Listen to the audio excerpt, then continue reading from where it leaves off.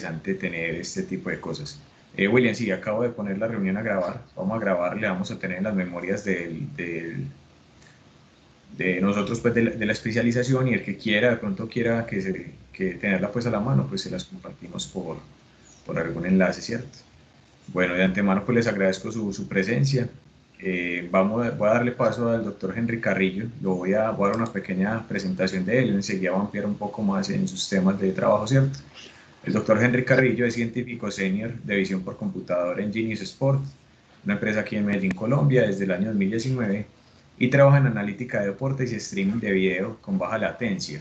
Entre el 2015 y el 2018 fue profesor asociado en la Facultad de Ciencias Exactas e Ingeniería de la Universidad Sergio Arboleda, en Bogotá, Colombia. Henry Carrillo tiene un doctorado de maestría en Ingeniería de Sistemas e Informática por la Universidad de Zaragoza, en España. Además es ingeniero y magíster en Ingeniería Electrónica por la Universidad del Norte y Pontificia Universidad Javeriana, respectivamente. Fue International Visiting Fellow en el Instituto de Análisis y Ciencia de Datos de la Universidad de Essex, en Reino Unido, durante el 2018. Está clasificado en este momento como investigador asociado según la última evaluación de Colciencias. Realizó un proyecto postdoctoral en la Pontificia Universidad Javeriana y ha realizado múltiples estancias de investigación internacionales, entre ellas en la Universidad de Oxford, en el Reino Unido, la Universidad de Pensilvania, en Filadelfia, en Estados Unidos, la Universidad de Bremen, en Alemania, el Instituto La CNRS de Toulouse, Francia. Y en 2016 él obtuvo la certificación en Internet de las Cosas por parte de la empresa Intel. Ha participado en diferentes proyectos aplicando Internet de las Cosas en agricultura de precisión, localización de interiores, autoproducción de eventos deportivos, monitoreo de variables con dinámicas rápidas, entre muchas otras aplicaciones. Entonces, Henry, muchas gracias por acompañarnos. Para nosotros como universidad es un placer recibir académicos y profesionales como con tanta trayectoria, y pues esperemos que esto sea un espacio de mucho aprendizaje para todos. Muchas gracias, Juan Camilo, por la invitación y pues también a la Universidad EYA por abrir estos espacios. Pues gracias a todos los asistentes, y el día de hoy vengo a hablarles un poco de qué es el Internet de las Cosas y cómo este paradigma se desprende de lo que es la transformación digital e industria 4.0. Ya voy a puntualizar más en eso, pero a mí este tipo de charlas siempre me gusta empezarlas pues mostrando quién es la persona que la va a dar, para que ustedes se den cuenta de cómo va a ser el enfoque y de qué es lo que, en qué contexto les voy a brindar esta información. Pues Juan Camilo hizo una introducción muy completa de mi parte académica. Fui profesor por 4 años en Bogotá, en la Escuela de Ingeniería de la Universidad Sergio Arboleda. Ahora estoy en la industria desde hace casi año y medio, y he tenido la oportunidad de estar en diferentes universidades, la Universidad de Oxford, la Universidad de Pensilvania, haciendo investigación. En particular, mis líneas de investigación están enfocadas pues en 3 grandes ramos: en la robótica, que es donde hice mi doctorado. Aquí les muestro, y espero que la conexión de internet esté estable para que vean los varios videos que tenemos a lo largo de la charla. Algunos desarrollos que hice durante mi doctorado, que se enfocaron en lo que se llama percepción activa, y que es cómo explorar el mundo de tal manera que la información que recojo los sensores me dé una mejor representación de este. Y en particular, pues yo la trabajé en el campo de hacer mapas, es decir, reconstruir entornos. También trabajo mucho en sistemas inteligentes, que es el trabajo que tengo ahora acá en Medellín, en la parte aplicando visión por computador, reconocimiento para datos deportivos, pero también he trabajado con automóviles, personas, y en otras partes más, en otros sistemas más biológicos, y también aplicando mucho aprendizaje de máquina, de learning, todo eso. Pero algo que siempre ha ido conmigo, también por mi formación como ingeniero electrónico, es que me gustan mucho los microcontroladores, los sistemas embebidos, y esto lo veo muy aplicado al Internet de las Cosas. Por eso fue que me certifiqué con Intel en un convenio que ellos hicieron con el Ministerio de las Telecomunicaciones en Colombia, y he venido trabajando esa línea tanto desde la academia como ahora en mi trabajo actual. Entonces, la idea de esta charla, o el enfoque que le quiero dar, no es solo enfocarlo, porque muchas de estas charlas se enfocan en unas partes comerciales o un solo fabricante, sino quiero darle una perspectiva un poco más amplia, Y para eso quiero empezar con un concepto de muy alto nivel, que es la transformación digital, cómo esto lleva a la industria 4.0, y luego sí definir qué es esto del IoT, mostrar las características principales, unos ejemplos, y ya luego llegar al punto de ver cómo se hace pues, este IoT, cómo se lleva a la práctica y terminar la charla con lo que llamaríamos tendencias de mercado, qué es lo que está buscando la industria en estos momentos. Entonces son casi que 4 momentos de esta charla y quisiera motivarlos no a dejar a las preguntas al final, sino que escriban en el chat y Juan Camilo las va moderando las preguntas para irla contestando a medida que vamos avanzando en la charla. Bien, entonces, IoT es un aliado a la transformación digital. ¿Qué es esto de transformación digital? La transformación digital, y esta es una diapositiva prestada que me parece muy clara, es un concepto. Es algo que es aplicable a todas las industrias, por lo tanto no tiene una definición única. Entonces es en realidad un plan estratégico que se adapta a cada una de las empresas y como tal, pues se debe manejar muy cuidadosamente. ¿Qué busca la transformación digital? Rediseñar el modelo de negocio de la empresa con nuevas tecnologías. Ese es el core del asunto que tenemos aquí. Y para eso, ¿qué se busca? Transformar todos los modelos de operación de la empresa, optimizar todos sus procesos, con el fin de ¿qué? De tener al cliente contento, que es al final el que va a permitir generar ganancias a la empresa, hacer más eficiente la operación, agregar valor. Todo esto siempre en un contexto de un concepto global, algo de muy alto nivel. La transformación digital de las empresas se alcanza a través de utilizar tecnologías facilitadoras. Y estas tecnologías como tal van cambiando en el tiempo, no se mantienen estables. Por lo tanto, el concepto de transformación digital en realidad es un concepto de transformación de empresas. Lo llamamos ahora digital porque en esta era, pues antes era lo análogo, ahora es lo digital, pero seguramente en unos años cuando tengamos la computación cuántica, se llamará transformación cuántica, porque las tecnologías que vamos a tener en ese momento, es decir, ya no tendremos solamente mobile, el cloud, la parte social, la analítica y los datos, sino las tecnologías habilitadoras de ese momento van a ser de otro índole y será una transformación de ese tipo de tecnologías. Entonces, en la actualidad, estas tecnologías que permean la sociedad y que ya las apropiamos, por ejemplo, hace unos, no sé, 20 años era impensable tener música en streaming y estarla escuchando, o que una empresa fuera muy rentable como Spotify para que cada uno pudiera escuchar música en su celular o que le hicieran recomendaciones. ¿Sí? Esas tecnologías ya están en la actualidad y nosotros como sociedad las hemos adoptado y las tenemos tan interiorizadas que se las pedimos o las pedimos en los productos que tengamos. Entonces existe un gran conjunto de tecnologías como el streaming de música, de video, la economía compartida, como puede ser Uber o Didi para los automóviles, o también tenemos la parte de los domicilios. En un poco de menor medida también tenemos los robots personales, aunque es muy común encontrar robots que limpian pisos. Y dentro de ese gran conjunto de tecnología que le han permitido a la empresa ganar mucho dinero y hacer transformación digital, existe un subconjunto que es muy orientado hacia la parte industrial y que se le denomina, y aquí le falta una S, Industrias 4.0. Y la gran característica de este conjunto de tecnologías, o de este subconjunto de tecnologías de esta transformación digital que se llama Industria 4.0, es que le permite agregar valor, ¿sí?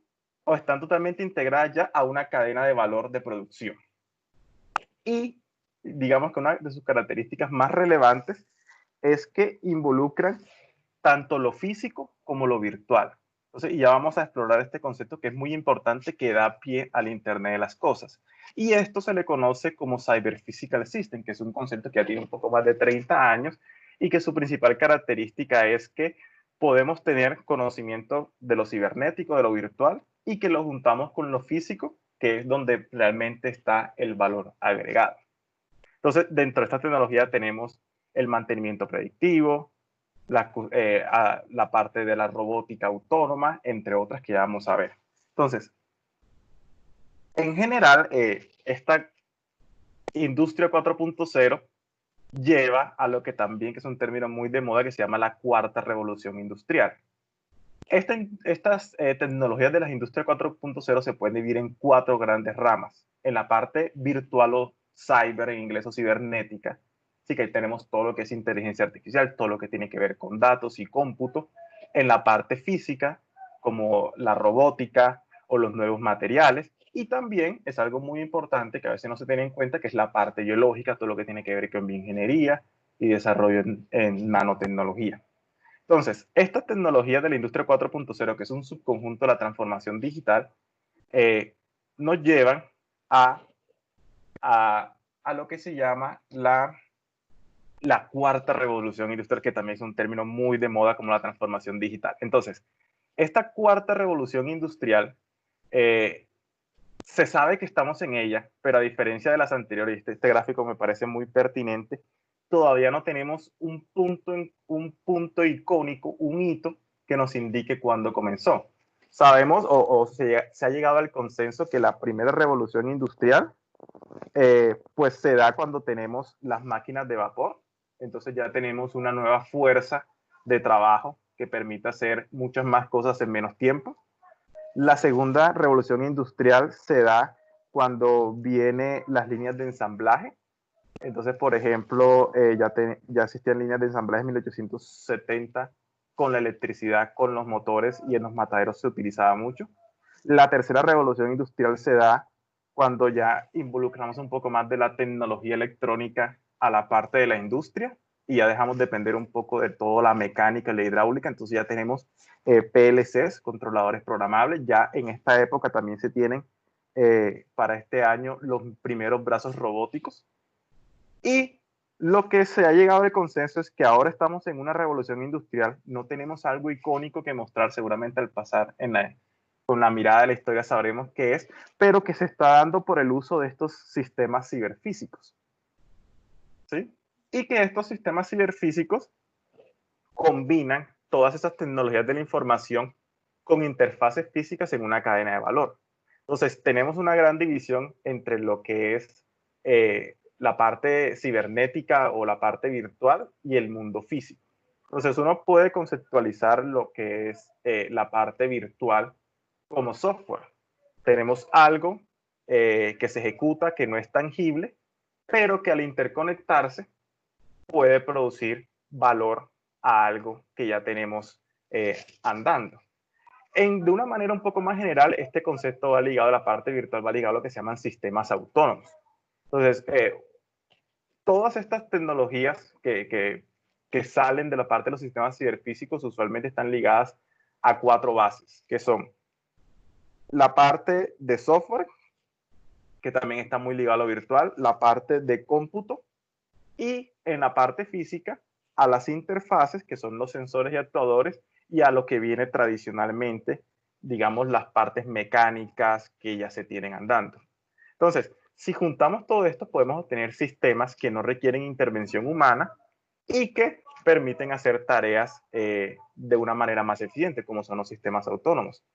Y en eso, aquí esta diapositiva que es de la empresa Bosch, nos muestra un ejemplo, este robot Baxter. Entonces, este robot Baxter salió hace unos 5 o 6 años y fue una gran revolución porque, a diferencia de la robótica tradicional industrial que requería tener un cercado perimetral, este robot era colaborativo y tenía sensores tal que podía trabajar al lado de un ser humano. Entonces medía sus fuerzas al interactuar con él. Y al hacerlo de manera autónoma hacía que el proceso fuese mucho más eficiente y tener una mayor densidad de trabajadores en una fábrica. Entonces, todo esto ha llevado a que los sistemas ciberfísicos impacten de una gran manera en la economía.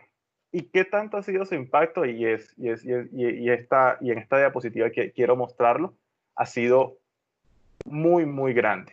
Entonces, el impacto en el mercado ha sido tan grande que por eso es que muchas empresas quieren moverse o quieren hacer la llamada transformación digital. Entonces, estas 3 columnas muestran eh, las ganancias económicas que han tenido las empresas, y cada empresa tiene dos colores. Los colores grises hacen referencia a empresas tradicionales que están en el ámbito, por ejemplo, del petróleo, como Exxon, o que son empresas que aún se quedan haciendo electrónica, pero de una manera tradicional, como General Electric, ¿sí? Entre otras, o empresas de medicamentos. En el año 98 al 2008, que en ese momento sucede la caída de las .com, todavía no se sentía ese impacto de la transformación digital ni de Industria 4.0. Entonces todavía teníamos en las primeras empresas con mayor ganancia las empresas tradicionales, muchas más de petróleo, como Exxon, Petrochina o Gazprom, que es de Rusia, pero ya al avanzar otra década, ya vemos que, y actualmente, que las empresas con mayor ganancia, con mayor revenue, son las que utilizan o las que nacieron nativamente digital. Lo que es Apple, Amazon, Microsoft, Alphabet, que es la empresa que tiene adentro de sí a Google, Facebook, Alibaba y Tencent, que también es un conglomerado chino de tecnologías.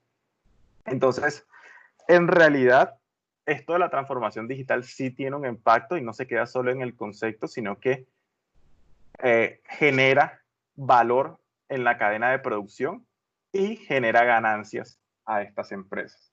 Entonces, para finalizar esta parte y para empezar a introducir el concepto de IoT, quisiera mostrarles el caso de Google, ¿sí? Entonces, yo empezaría por decir, por si no lo tenían muy claro, Google es la empresa de publicidad más grande que existe en el mundo. El negocio de Google es la publicidad. Entonces, eso lo demuestran sus ganancias. Esto ya es algo un poco desactualizado, pero en el 2011 el 96% de sus utilidades fueron por publicidad. Y realmente ese es el negocio que hace Google. Y la gran revolución, y por qué gana tanto y por qué es tan poderoso, es porque la publicidad que ellos ofrecen está muy bien segmentada. Es decir, ellos tienen muchos datos de las personas y son capaces de ofrecer la publicidad que quieren. Entonces, eso es lo que la ha llevado a ser una de las empresas más grandes del mundo y tan poderosa. Y tan poderosa que es capaz de invertir en tecnologías un poco extrañas, pero porque su núcleo de negocio es muy rentable. Entonces, ¿qué hace Google? ¿Cómo tiene esos datos tan precisos? Pues Google ha invertido y ha gastado mucho dinero en ofrecernos a nosotros servicios gratuitos o a muy bajo costo para ellos poder obtener los datos. ¿Como cuáles? Como Google, el Gmail de Google, cuando empezó era solo Gmail, era solo una interfaz de correo y lo ofrecían gratis, era muy amigable, tenía mucho espacio. ¿Y qué ganaban ellos? Analizar nuestros correos para ofrecernos publicidad más adelante. Cuando crearon Google Chrome también lo hicieron con eso mismo. Un muy buen navegador que era mucho mejor que Mozilla y Triple Explorer, con la finalidad de poder ver qué buscábamos nosotros. Se dieron cuenta que eso era lo que buscaban y comenzaron a invertir en otras tecnologías, como por ejemplo Android, que es un sistema operativo para celulares, y masificar su uso. Y también trabajan en realizar teléfonos inteligentes que lo van a muy bajo costo. Entonces, Google es un muy buen ejemplo de la transformación digital porque usa esas tecnologías para generar muchos datos con el fin de poder agregarle valor a su cadena de producción, que es en publicidad.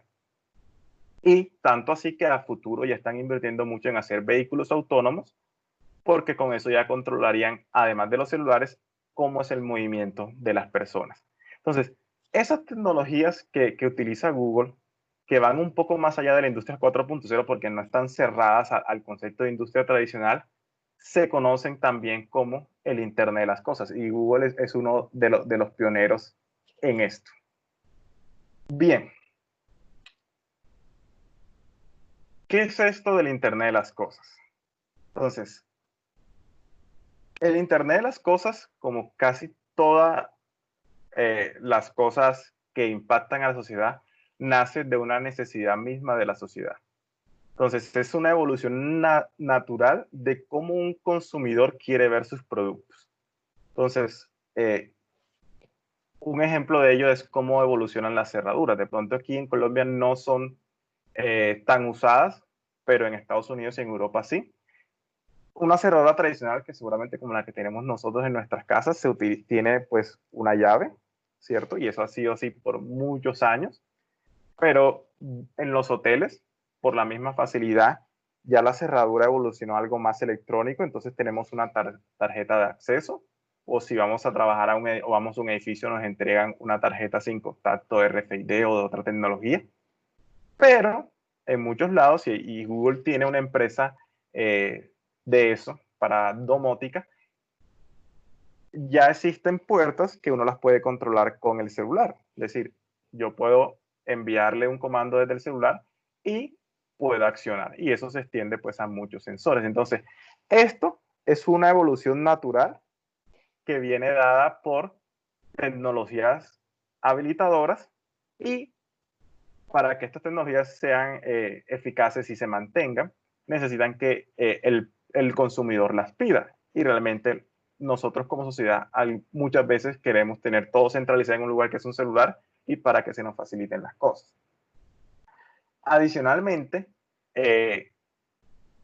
existen, digamos, fenómenos físicos que también permiten esto, y que la industria los adopta como propios para poder habilitar el Internet de las cosas.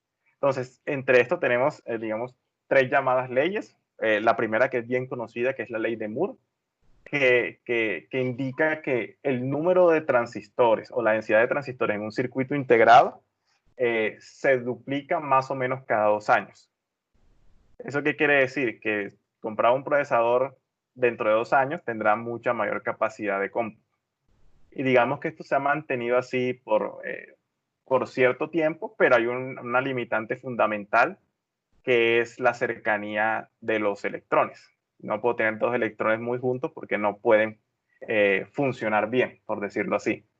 Entonces, la ley de Moore indica que yo puedo hacer un circuito integrado con muchos más transistores, pero a medida que yo voy juntando los transistores, pues ellos se van a repeler entre sí.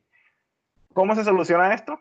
Pues buscando otra tecnología que no sea basada en semiconductores, y ahí es donde entra toda la parte de computación cuántica. Pero esto ha llevado a esa posibilidad de tener más semiconductores en un menos espacio, ha llevado a tener mayores sistemas de cómputo que son más rápidos, más potentes y con menor precio. El segundo elemento habilitador es algo que se llama Metcalfe Law, que lo que nos indica que el valor de una red es proporcional al número cuadrado de sus usuarios. En el valor, en el sentido qué efecto tiene. Y digamos que es muy simple. Si Facebook solamente consistiera de 2 personas, pues el intercambio de información de esas 2 personas no es mucho. Si Facebook ya son 10 personas, o yo tengo 10 amigos, pues en mi feed diario de Facebook veré más información. A medida que la red crece, el valor que yo puedo obtener de ella es mucho mayor.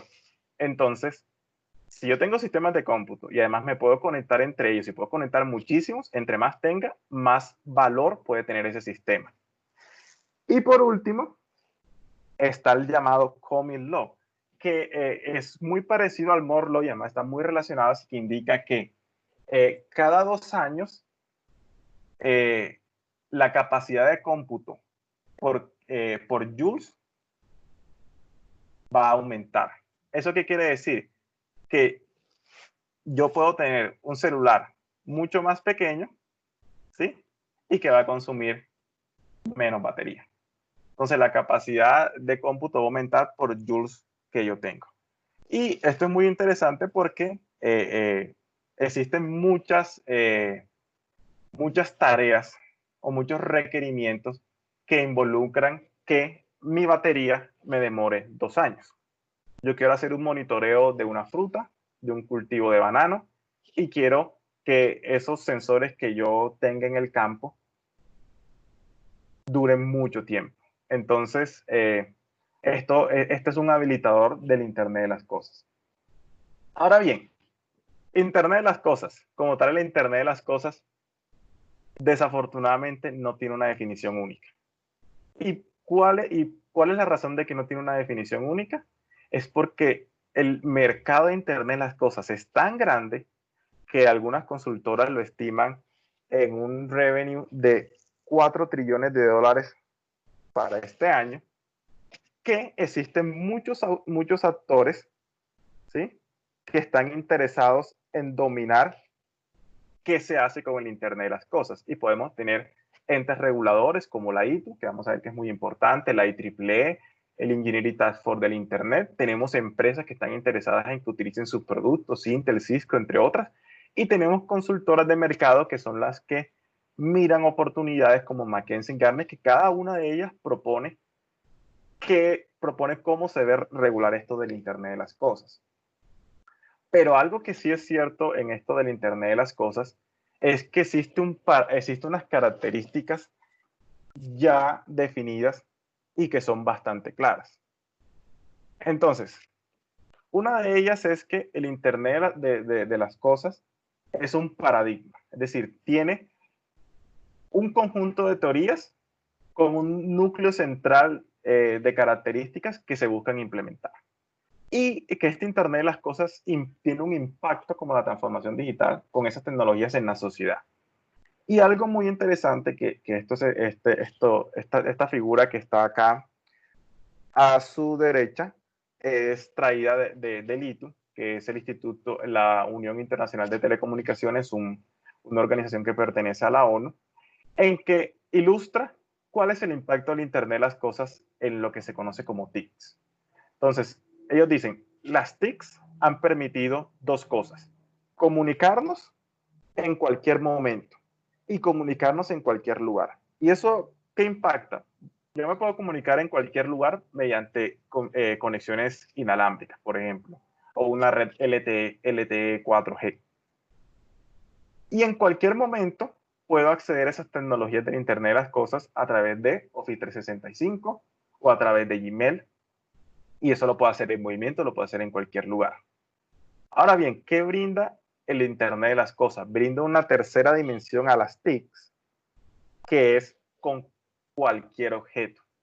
Entonces ya pasamos de ser algo que es de humano a humano a comunicarme con cualquier objeto, y lo que me brinda esto es muchos más datos, ¿sí? Y si recordamos el caso de Google, los datos son importantes, hacen crecer cualquier negocio. Y desde, digamos, en esto de Internet las cosas siempre hay imágenes icónicas, memes, y uno de ellos es que siempre se espera que un día la nevera nos recuerde que nos hace falta leche, que nos hace falta carne para comprar. Entonces, ese tipo de neveras, ya hay unos primeros conceptos de ellas. Digamos, antes de la cuarentena fui al Home Center y encontré esta nevera de Samsung que es muy fácil verla, diferenciarla, porque tiene una tablet muy grande en sus puertas, que adentro tiene un conjunto de cámaras y que nos indica si un alimento se está acabando o no, y nos hace una lista y nos las envía al celular. Eso sí, su costo es de 7 millones de pesos. Entonces, digamos que esto de Internet de las cosas ya ahora mismo se está dando como una realidad. Otra de las características básicas del Internet de las cosas es que se sabe cuándo comenzó y tiene un diferenciador de otros términos que uno puede escuchar, como son los sistemas embebidos, como son las redes de sensores, como son los mismos Cyber Physical System. Y en ese sentido, el Internet de las cosas surge como una evolución del Internet. Entonces, si hacemos un poco de historia, en un punto cuando se creó la Internet, no había buscadores. Uno tenía que saber la dirección exacta para ingresar a una página web, o usualmente se utilizaba para enviar correos electrónicos punto a punto con personas que se conocían. El primer salto que se dio fue con la creación de la Internet de los contenidos, donde yo podría tener acceso mediante Altavista, Yahoo, después Google, a esos contenidos, a esas páginas web. Un tercer salto se da con la Internet de los servicios, y un gran ejemplo de esto es Amazon. Entonces ya yo puedo entrar a buscar y comprar cosas. Luego se da un cuarto salto, que es el Internet de las personas, que digamos que ese es el actual: Facebook, Instagram y todas las redes anteriores, Y el quinto salto se conoce como el Internet de las cosas. ¿Y qué es el Internet de las cosas? Cuando el Internet deja de ser de los humanos y pasa a ser de los objetos. ¿Y cuándo se da esto? Esto, según las mediciones que se han hecho, se da en el año 2009. Y esto sucede ¿por qué? Porque fue en el punto en la historia en donde había más dispositivos conectados que humanos al Internet. Entonces, ¿eso qué quiere decir? Que mirando la población mundial y mirando los dispositivos conectados se encontró que en ese punto era un poco más de 1.5% de personas, de objetos que personas. Es decir, había más celulares conectados, había más televisores inteligentes conectados, los carros se conectaban a Internet, etcétera, etcétera. Y se estima que ahora se tienen alrededor de 50 billones de dispositivos conectados en este momento. Otra característica importante del Internet de las cosas es que se busca generar muchos más datos. Entonces se busca generar datos y con esos datos generar beneficio a la humanidad. Y digamos que es importante diferenciar de los datos en crudo, de lo que es información, de lo que es conocimiento y de lo que en inglés se conoce como wisdom o insights, que puede ser sabiduría, que es lo que realmente importa. Entonces, quisiera darle un pequeño ejemplo muy rápidamente. Yo puedo estar midiendo un cultivo con sensores de temperatura, de humedad, y con eso tengo datos. Entonces, tengo datos de cuánto es la temperatura a lo largo del día, qué humedad tiene la tierra, etcétera, etcétera. Si yo tomo esos datos y aplico un algoritmo de fusión de información, por ejemplo, mínimos cuadrados, yo puedo tener un modelo en el tiempo de esos datos, un modelo del terreno, y puedo saber en qué punto tengo ciertos datos. Si yo además fusiono esa información con otra, por ejemplo, con la de un campesino que ha trabajado la tierra, ¿sí? Con un algoritmo de consenso, puedo saber si en ese pedazo de tierra puedo cultivar tomate. Entonces ya tengo conocimiento. Ahora bien, si mi empresa es cultivar y vender los tomates, el insight es saber si con ese terreno yo puedo cultivar esos tomates y luego al público le agrada. Ese es el insight que uno quiere tener. Y todo nace de tener datos, más y más datos. Y que eso da pie a otro nombre que se llama, o a otro concepto que es muy utilizado, que es el de Big Data. Entonces, esto de Big Data en realidad es solamente un concepto. Para hacerlo toca aterrizarlo mucho. Y lo que sí es cierto es que el IoT como tal genera muchos datos que al final se convierten en Big Data. Y Big Data, si uno, en una definición muy interesante que da la Sociedad de Estándares Americano, es que se conforma de mínimo 3B, pero 2B que son más, muy interesantes de tener. Entonces, la primera B es que los datos tengan volumen, ¿sí? Entonces hablamos de muchos datos, de terabytes de datos. Que los datos vengan en diferentes formas. ¿Qué pasa si vienen en una forma? Pues ya deja de ser, digamos, un problema retador para la persona, entonces no es un problema de Big Data. Que los datos tengan velocidad, ¿sí? Me vengan muchos datos en milisegundos. Y es muy interesante que los datos como tal tengan variabilidad y que sean verdaderos. Si los datos no tienen variabilidad, solamente estoy viendo una sola vista del modelo. Es decir, yo esperaría tener datos que varíen a lo largo de los meses o de los años para ver cómo se comportan y que sean verdaderos, es decir, que no tengan mucho ruido los datos, que yo no pueda extraer la información de ellos. ¿Qué me permite a mí el Big Data? Me permite tener insights y me permite hacerlo automático. Si yo tengo un problema de Big Data y no lo tengo automatizado, entonces no es de Big Data, porque si es de Big Data son muchos datos y es imposible hacerlo manual. Entonces es un programa automático que yo tengo insights.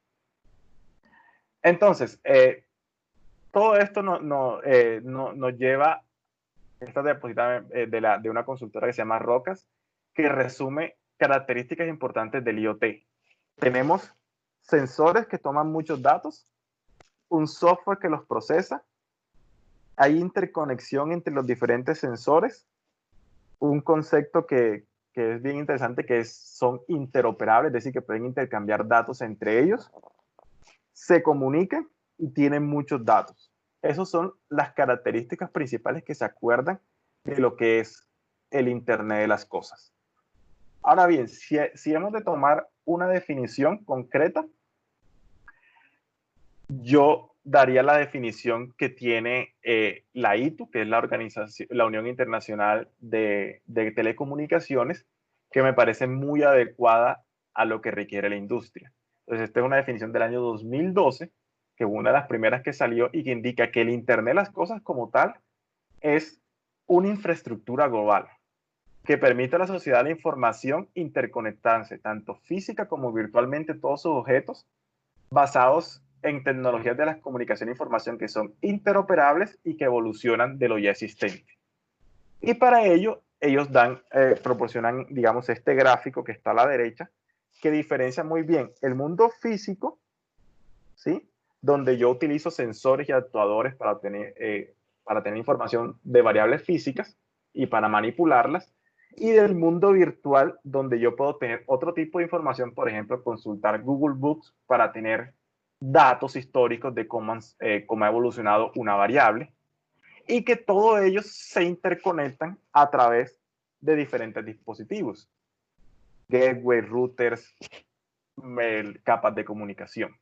Entonces, lo que no hay que olvidar aquí es que el Internet de las cosas como tal involucra lo que sería, lo que vimos un poco anteriormente, de sistemas ciberfísicos, es decir, física y la parte cibernética, pero también involucra la interconexión entre ellos, y que eso es muy, muy importante. Entonces, para finalizar esta parte, quisiera mostrarle algunos ejemplos de Internet de las cosas para hacer claridad un poco de ese concepto un poco denso. Y el primer ejemplo que le quiero mostrar es un producto de Amazon, que es un producto claro de Internet de las cosas, pero que uno puede considerar muy simple. Entonces, básicamente, el producto es este, que está acá a la izquierda. Son estas cajitas con botones, y quisiera mostrarle este video que tiene audio. Espero que se escuche. Juan Camilo, ¿se escucha? Henry, mira, para que te dé audio, si quieres darle pausa, dejas de compartir la pantalla y le das de nuevo compartir, y arriba a la izquierda vas a encontrar un botón que dice incluir el audio del sistema y le das seleccionar esa opción, o sea, le das compartir. Arriba de escritorio dice incluir el audio del sistema, ahí seleccionas esa opción y le dices compartir de nuevo el escritorio. Con esa opción seleccionada y ya debería dejarte de compartir el elemento. En Teams me dice, ¿cierto? Sí, en Teams, abajo en compartir, donde compartes pantalla, ¿cierto? A la Sí. izquierda dice incluir el audio del sistema. Arriba a la izquierda, después de que le des compartir. No me salió. Espérate, te voy a mostrar aquí. Le das aquí en compartir, ¿cierto? Compartir, la flechita que es con el cuadrito. Ahí se te Sí. abren como las ventanas que puedes compartir. Arriba de escritorio dice incluir el audio del sistema, no sé si te aparece. Presenting. No, lamentablemente. Ah, bueno, no, si no, veámoslo sin audio, no te preocupes, eso no es problema entonces. Listo, listo, le voy relatando de cualquier manera. Eso, exactamente. Sí. No, nada. Sí, entonces, digamos,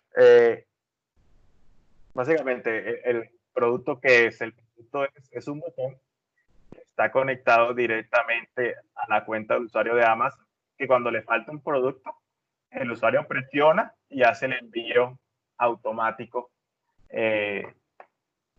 del producto que se requiere. Entonces, se acabó el café, las pastillas del café, y entonces, sí, se envía. Perfecto. Entonces, uno diría que pues este producto es muy sencillo, pues como ingeniero electrónico, un pulsador, conexión a Wi-Fi, mando un toque al servidor de Amazon y ya envía todo. ¿Qué sucede? Pues no es así de sencillo. Este es un claro ejemplo de Internet de las cosas, porque es toda una infraestructura, no solamente en la parte de comunicaciones, sino de concepto de TICs en general. Amazon en realidad es tan exitosa no por tener una página web sencilla y fácil de manejar, sino que la gran mayoría de sus warehouse donde almacenan los productos están totalmente automatizadas al punto que tienen robots que cuando llega un pedido llevan el estante a la persona que empaca y la persona no se mueve. ¿Por qué hacen eso? Porque encontraron que era muchísimo más eficiente que la persona estuviese quieta en un lugar y los robots se movieran entre ellos. Aquí se alcanza a ver que el piso tiene imanes y por eso es que los robots se pueden mover muy confiablemente. Entonces, ellos tratan no de resolver un problema muy difícil como es la navegación autónoma, sino que lo restringen a su entorno. ¿Por qué es importante esto? Porque este modelo, digamos, muy parecido, por ejemplo, de los pedidos a domicilios en Colombia es muy usual, pero también es bastante usual que cuando uno hace una compra en cualquier supermercado, cualquiera de ellos, les falta un producto. Y por ejemplo, a mí personalmente me ha pasado muchas veces y lo que sucede es que le envían a uno tarjetas de regalo. Afortunadamente eso ya no está sucediendo, pero si uno hace compras en Rápido, un producto en el Éxito, en Jumbo, en cualquiera de estos, es muy fácil que falte un producto aunque el stock en internet aparezca y aunque le hayan debitado el dinero a uno inicialmente. Y eso sucede porque se obvia mucho la infraestructura adecuada que se requiere para tener todo esto. ¿Y qué infraestructura se requiere? Tener enlazado la base de datos que le muestra al usuario con los productos que realmente en un estante, en una góndola. Y eso se resuelve a través de Internet de las Cosas, teniendo sensores que envían las góndolas y actualizando en tiempo real esos productos, porque ciertamente es muy desafortunado para uno como comprador no tener ese producto que pillo. Otro ejemplo que también quiero mostrarle es uno de localización. Y esto está, digamos, muy de moda ahora y es uno de los primeros productos que ya tiene bastante mercado en el Internet de las Cosas. Y es localizar personas o activos en un lugar cerrado. En el exterior podemos utilizar GPS, pero los GPS no funcionan en interiores. Entonces, una empresa que se llama Wayfinder en Inglaterra tiene un producto que utiliza esta localización en interior para ayudar a personas invidentes e indicarles cómo se deben mover en un metro subterráneo. Entonces, ¿cómo funciona? ¿Qué es lo que muestra el video? La persona tiene su celular normal, en este caso utilizan tecnología Bluetooth, y ellos ya tienen lo que se llaman bicos o balizas ubicadas en el entorno, y la persona mediante la voz le indica al celular a dónde quiere ir, y el sistema le va dando las indicaciones con lenguaje natural. Entonces, digamos, esto tiene numerosas aplicaciones. Este es un trabajo, digamos, yo he trabajado en algo muy similar, pero para activos físicos de empresa. Este es un diagrama que realicé con uno de mis estudiantes que muestra que otra cosa muy importante en Internet de las Cosas no solamente la adquisición de los datos, sino el procesamiento posterior. ¿En qué sentido? Si uno quiere indicar a la persona cómo se debe mover con estos beacons o balizas, necesita crear todo un entorno o un mapa de potencia, un mapa de RSSI más técnicamente, modelarlo y mantenerlo actualizado. Y esto es todo un proceso de machine learning para aprender cómo se relaciona la potencia con una ubicación en metros en un entorno. Entonces, este sistema sí o sí requiere un servidor poderoso para mantener todos esos datos actualizados. Entonces, es otro de los componentes bastante usuales.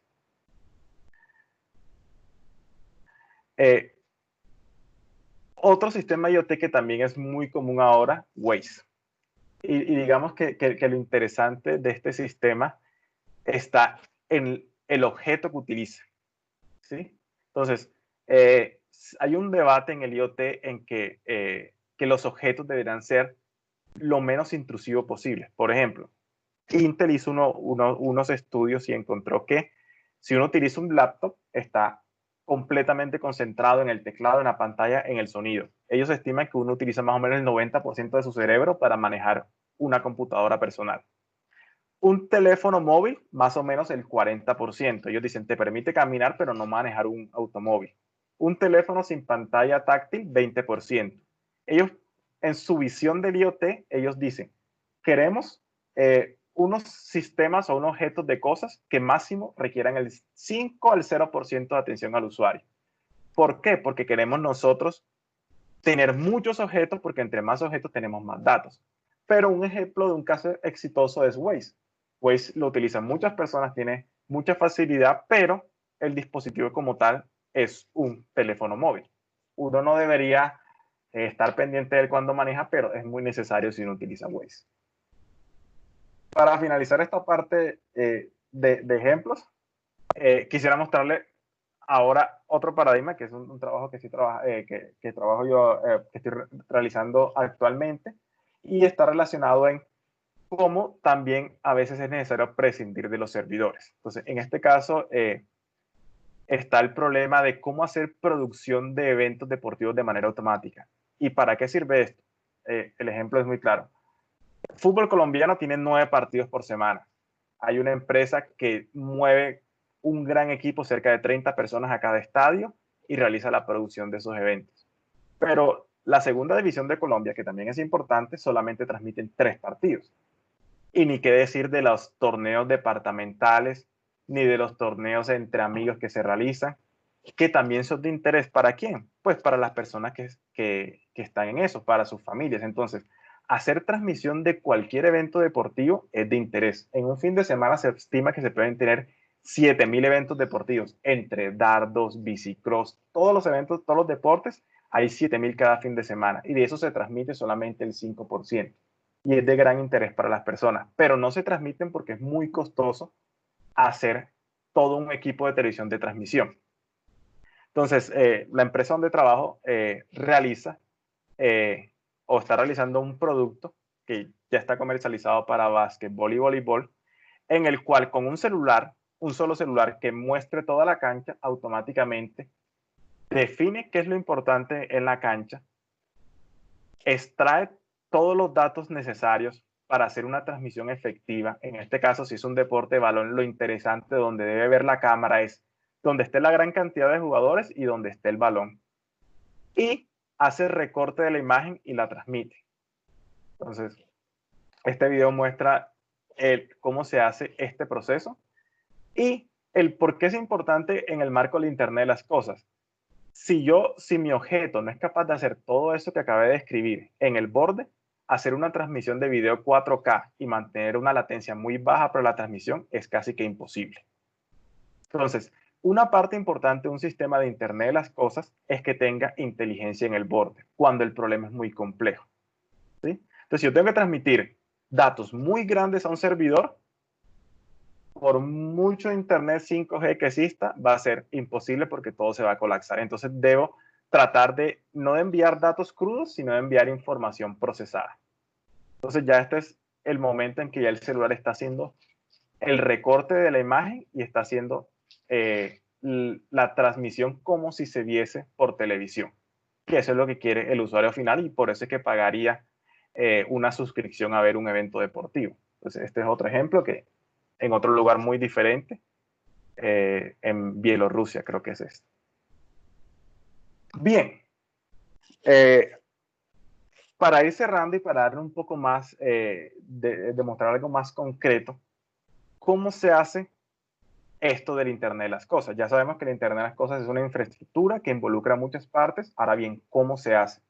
Entonces, para yo realizar un proyecto, un prototipo de Internet de las cosas, lo que recomiendan las grandes compañías y lo que recomiendan las grandes instituciones que regulan esto es utilizar lo que se llaman las arquitecturas. Entonces, ¿qué es una arquitectura?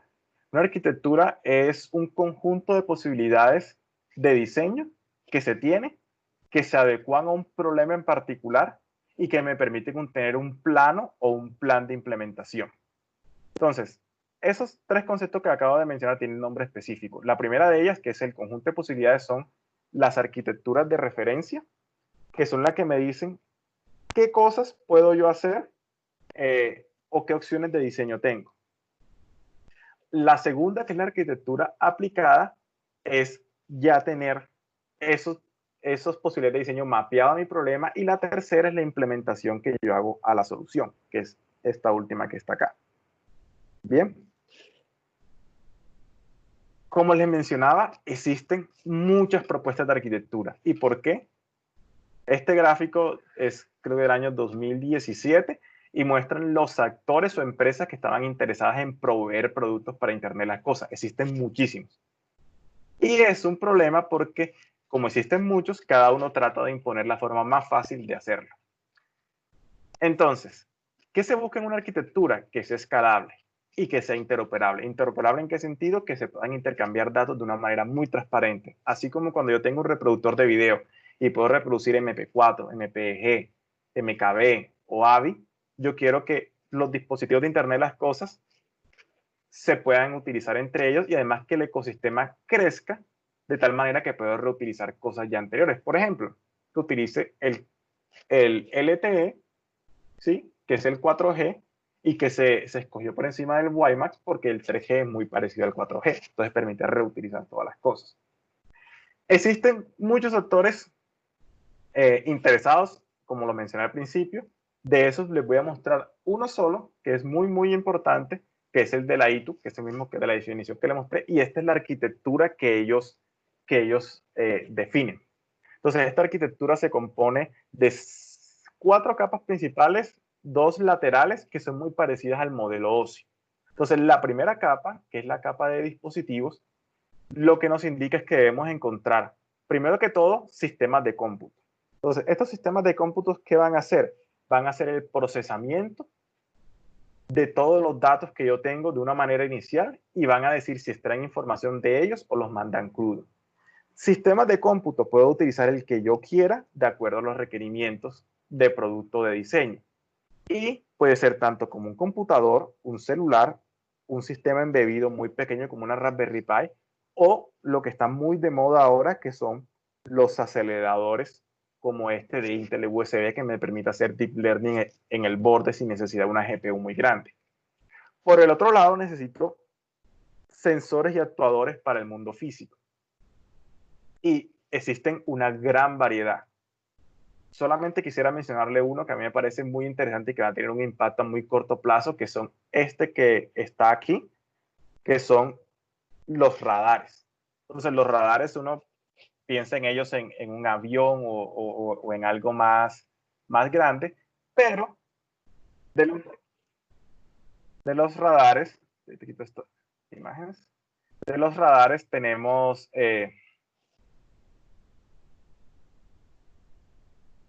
ahora la capacidad de que son muy, muy pequeños y que adicionalmente nos permiten brindar mucha información. Entonces, este dispositivo que les estoy mostrando acá, el video, se trata del nuevo radar que desarrolló Google, que permite medir o diferenciar gestos que se hacen con los dedos y que ya está incluido en el último celular Pixel 4 que ellos tienen. Esto va a ser la nueva revolución junto a la parte de realidad aumentada porque va a permitir hacer una nueva interacción como fueron las pantallas móviles en su momento, va a ser la parte de interacción sin contacto. Y creo que es también relevante en el contexto de pandemia que tenemos ahora. Entonces, algo muy importante del IoT es escoger buenos sensores para el problema que tenemos. Entonces, este tipo de sensores es muy relevante. En esta misma capa de dispositivos también está todo lo que tiene que ver con la capacidad para comunicación. Y entre ellos existen muchos protocolos. Existen protocolos tradicionales como IPv4, IPv6, pero también muy orientados al Internet de las cosas para la cantidad de datos que se manejan. En la siguiente capa, que es la capa de red, se tiene lo que es el transporte, que es el medio, y la red como tal, que es la interconexión. Y lo que se busca aquí es adecuar todas esas capacidades para enviar los datos y para hacer una comunicación bidireccional. El mensaje importante aquí, y para eso me quiero apoyar en esta diapositiva que encontré de Nokia, que es algo muy importante en el Internet de las cosas, es que en un dispositivo o cuando tenemos algún canal de comunicación, tenemos siempre una dualidad. Entre mayor capacidad de información yo puedo enviar, es decir, yo puedo enviar un video 4K, voy a tener menos alcance. Es decir, si yo puedo enviar un video 4K, solamente voy a poder enviar, no sé, a 10 metros o 20 metros. Pero si yo tengo un canal de comunicación que es capaz de comunicarse a unos 10 kilómetros, seguramente la capacidad del canal va a estar bastante reducida, en el orden de los kilobytes. Y en el Internet de las cosas eso se da muy comúnmente. Existen medios de comunicación como LoRa, que es uno muy conocido para el Internet de las cosas, escribo así, LoRa, que solamente permite enviar mensajes tres mensajes cada segundo, pero el payload, la capacidad del mensaje, es de unos cuantos bytes. Entonces uno tiene que hacer mucho procesamiento en el borde para poder comunicarse a grandes distancias. Uno puede conectarse a una red 4G, pero el coste es muy prohibitivo y pues adicionalmente no tiene la capacidad para enviar esos mensajes o tener Wi-Fi también. La tercera capa de esta arquitectura, de cómo se implementa un dispositivo o una solución con Internet de las cosas, está relacionada con la capa de servicio.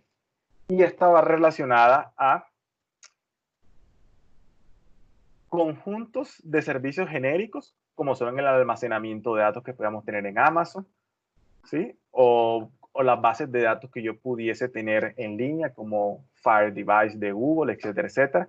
Y las otras son capacidades de servicios específicas, como un dashboard como el que se muestra a la izquierda, o tener modelos de inferencia que apliquen todos esos grandes datos que tenemos, le apliquen Machine Learning y permitan extraer información de interés, como lo puedo hacer en Azure de una manera un poco sencilla. Y finalmente están toda la que es la capa de aplicación. Y eso a qué viene en este caso es el toque final a donde se aplica el Internet de las cosas y la configuración que se le debe dar a la solución dada mediante el Internet de las cosas. Existen muchos campos de aplicación. Esta gráfica del año pasado indica que casi que el 40% de soluciones de Internet de las cosas se dan en la parte de manufactura, un 30% en el área de salud, un 8% en la parte de retail, de venta al menudeo, seguridad un poco menos y transporte un poco menos. Pero eso no quiere decir que son los únicos campos. Este es un diagrama bastante interesante de una empresa española, Libelium, que también es uno de los grandes protagonistas del Internet de las cosas, que muestran casi que virtualmente todas las aplicaciones que se pueden dar en lo que ellos llaman un mundo inteligente, que es una palabra muy común que se le acuña al Internet de las cosas. Y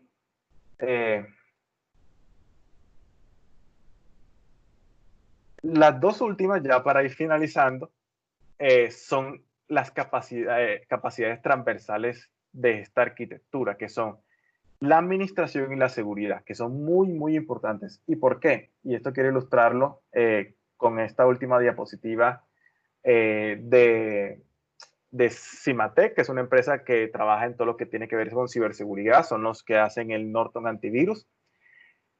Y ellos, por ejemplo, indican, ¿por qué es importante que un dispositivo tenga seguridad? Porque usualmente, cuando se encuentra una brecha de seguridad, se arregla en 3 días en un computador normal.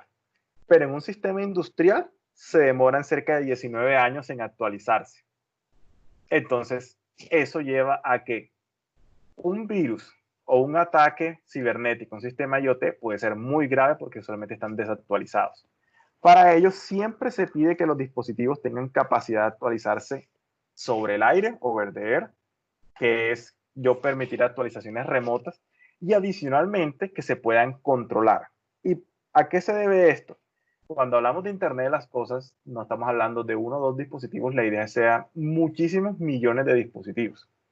Y si manualmente tenemos que ir a cada uno a actualizarlos, va a ser muy, muy complicado.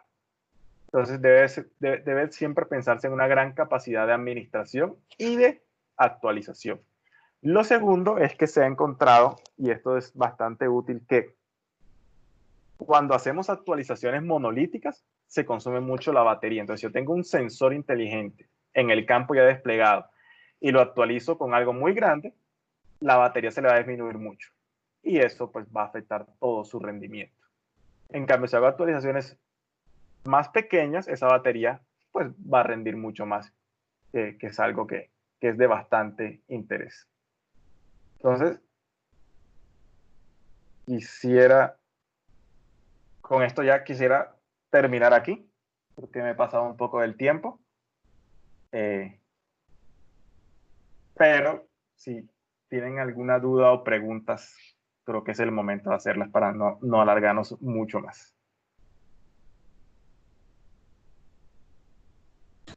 Perfecto, muy bien. Entonces, quien quiera hacer una pregunta, lo invito a que levante la mano, ¿cierto? Aquí hay una opción de levantar la mano y con gusto le doy micrófono para que pueda hacer la pregunta al doctor Henry Carrillo.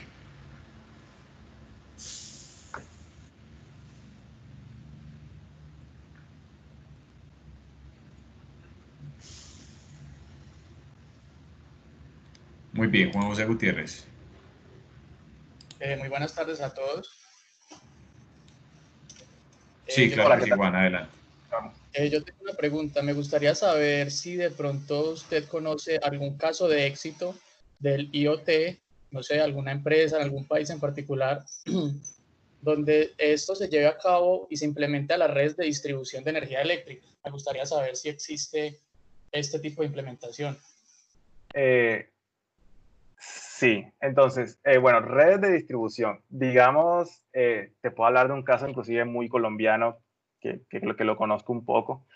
Bueno, red de distribución no tanto, pero en Colombia ya muy pronto va a entrar en vigencia la regulación de los contadores inteligentes, así lo llamaron la Comisión de Regulación de Energía.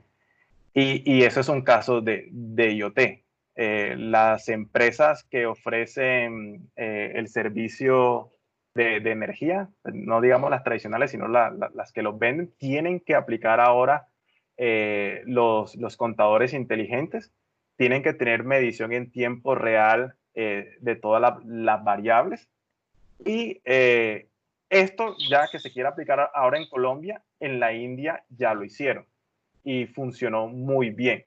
Entonces, las empresas, digamos, tienen ya un monitoreo, hacen también la facturación de una mejor manera y también pueden variar los precios dinámicamente, que a veces no es bueno, pero en el caso de India les resultó favorable a las personas de menos recursos. Entonces utilizaron, ya los medidores envían toda la información, tanto de calidad de servicio como de consumo, y con eso pueden ir variando los precios dinámicamente. Entonces en Colombia ya la regulación creo que ya está completa y ya deberían implementarlo próximamente. Perfecto, muy bien, muchas gracias, Henry. Ahora vamos con William Agudelo Rosero. William, te vamos a dar micrófono para que puedas proceder. ¿Listo? Buenas Adelante, tardes para William. todos. Buenas tardes para todos. Una consulta con respecto a las aplicaciones de IoT a nivel industrial.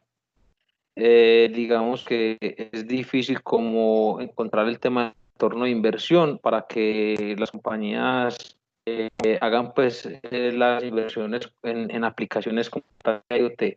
De pronto hay algún, no sé, casos de éxito que pueda uno como tener acceso a la información de retorno de inversión o cómo justificar estos proyectos.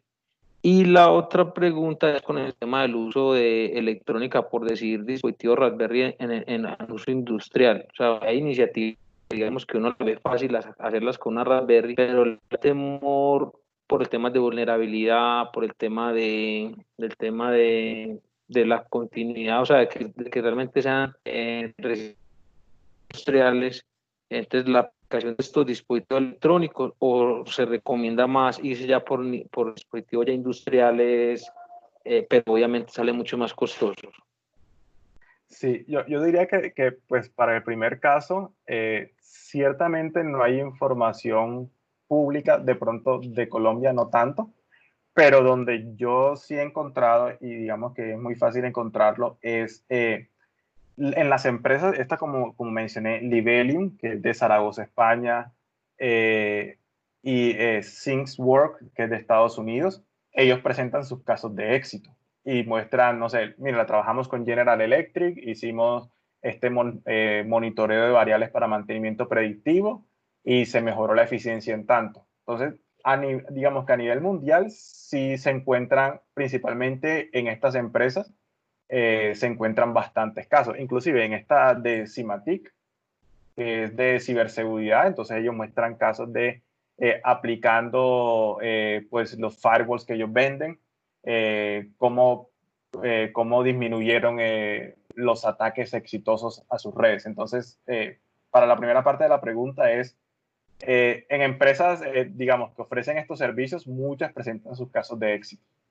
Sí, aquí en Colombia realmente son, digamos que la industria es muy poca actualmente, y muy pocas ofrecen casos de éxitos claros.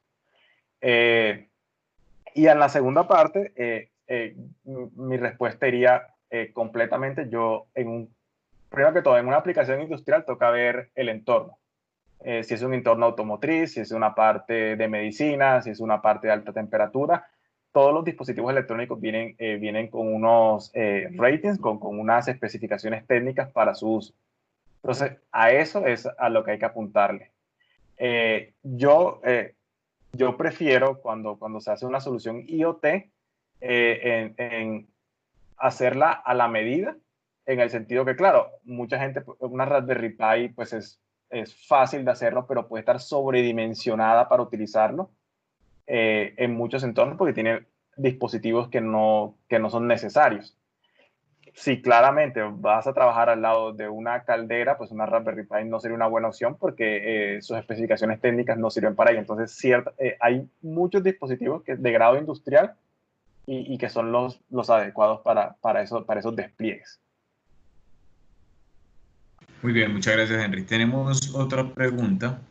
Smith Valentina Perdomo, creo que es el apellido, qué pena contigo. Sí, Smith Valentina Perdomo nos pregunta lo siguiente, dice: un saludo, ¿sabes de algún caso de la sinergia entre energías renovables con IoT?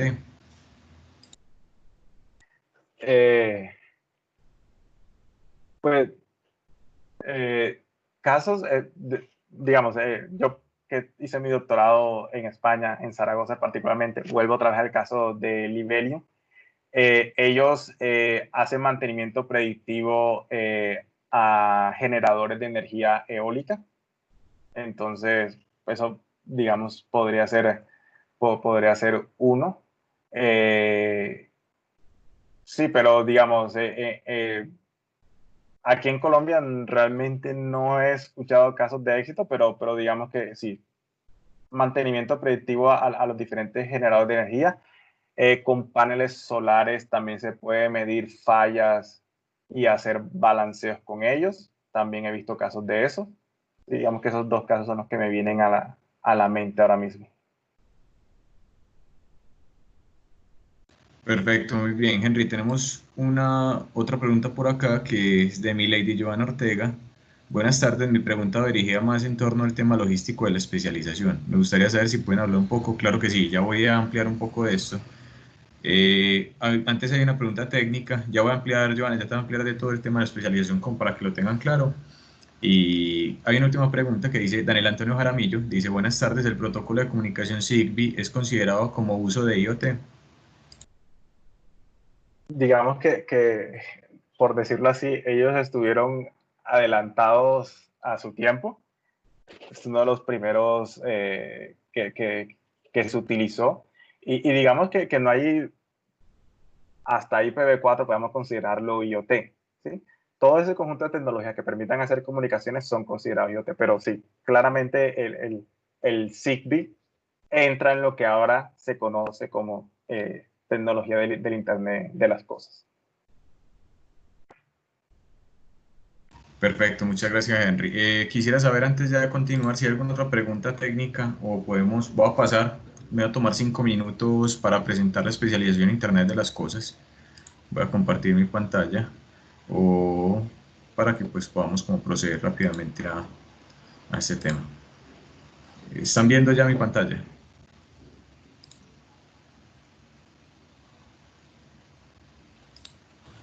Sí, se ve perfecto. Perfecto. Perfecto, muchas gracias. Entonces, muy bien. Entonces, la especialización en Internet de las Cosas es un programa nuevo de la Universidad de IA, ¿cierto? El planteamiento nace pues como una necesidad a esta nueva generación de dispositivos de comunicación, de transferencia, el intercambio de datos, ¿cierto?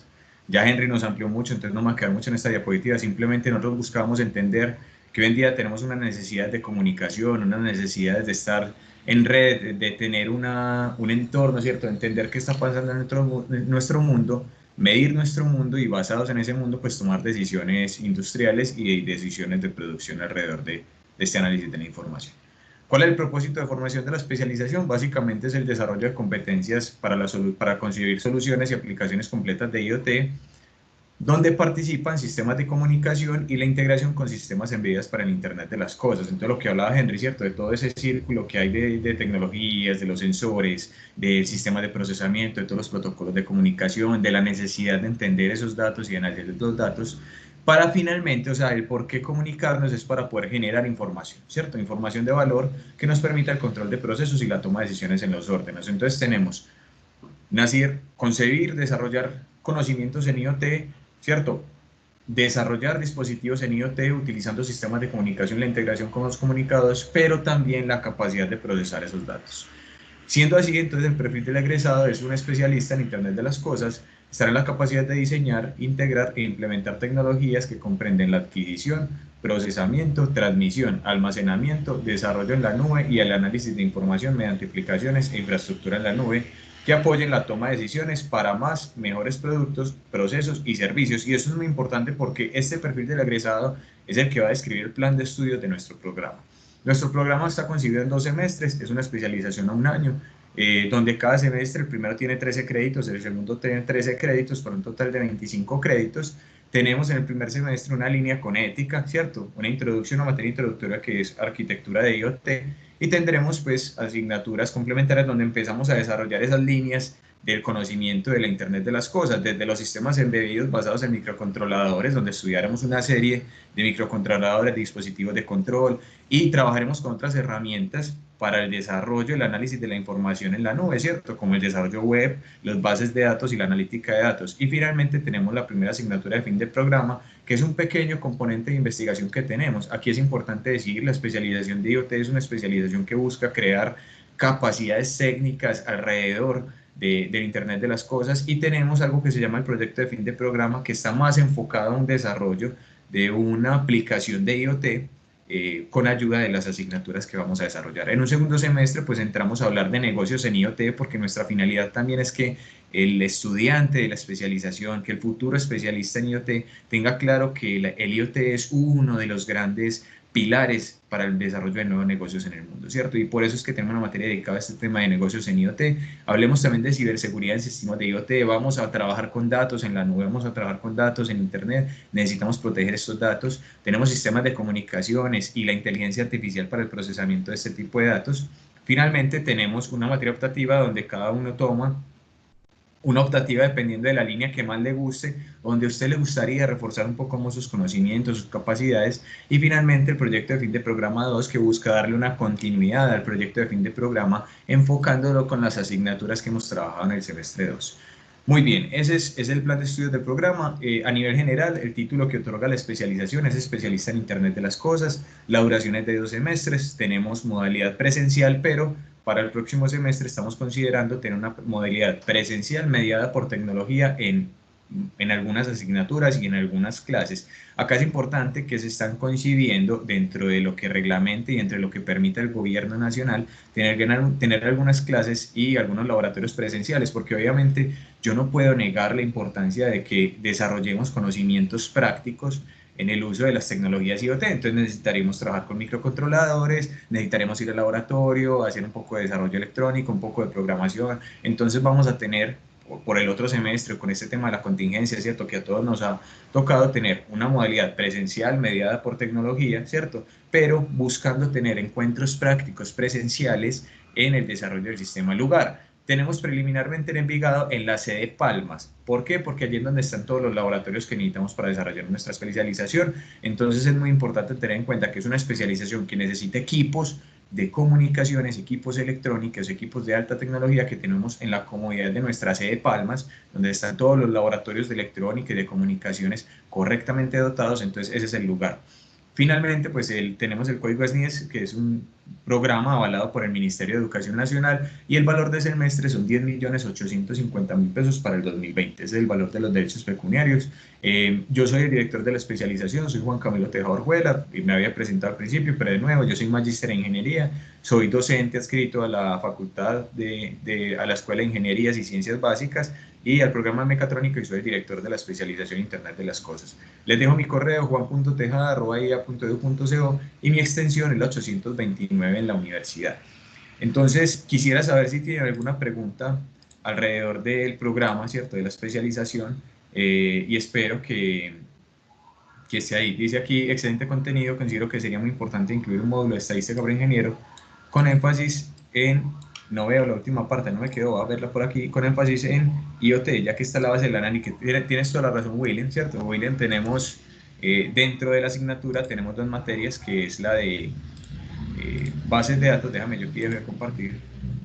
Dentro del programa tenemos dos materias, una que es la de base de datos y analítica de datos, ¿cierto? Y tenemos otra que es el de desarrollo web y de comunicación en sistema. Entonces, lo que estamos tratando de hacer, hay muchos temas que no están mencionados acá, por ejemplo, el tema de una materia dedicada solamente a sensores, ¿cierto? Pero aquí lo importante va a ser que dentro del contenido curricular de las asignaturas están los contenidos necesarios para poder tener las capacidades de conocimiento. De igual forma, pues hay un requisito mínimo para entrar a especializaciones, ser tecnólogo o profesional. Nuestra especialización en Internet de las Cosas recibe también perfiles tecnológicos, tecnólogo o un profesional con carreras afines al Internet de las Cosas. Pero eso no implica de que si no tenemos los conocimientos bases podamos hacer nuestra especialización. Acá lo importante es tener el interés de poder estudiar un poco alrededor de estas tecnologías. ¿Listo? Dada la contingencia, ¿cómo quedaría el calendario para la especialización? Bueno, el calendario no ha variado, ¿cierto? El calendario se tiene para empezar el 1 de julio hasta nueva orden. Ese es el calendario de inicio. Tenemos hasta el 19 de junio abiertas nuestras inscripciones. Les voy a dejar ya mismo acá en el chat. Dame un momento, por favor. Acá les voy a dejar en el chat